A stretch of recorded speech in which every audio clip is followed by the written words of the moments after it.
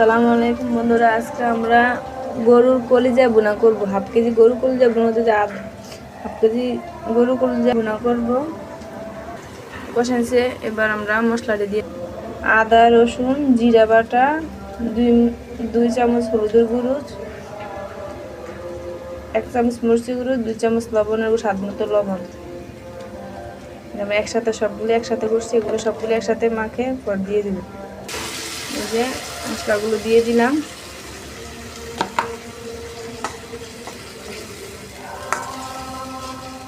আমাদের মশলা কষানো হয়ে গেছে, এবার আমরা কলিজাগুলো দিয়ে দেব।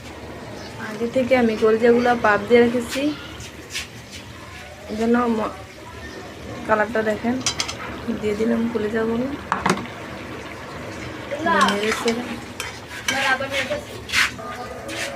এবার ঢেকে দেব। দিয়ে দিতেছি কলিজার উপর।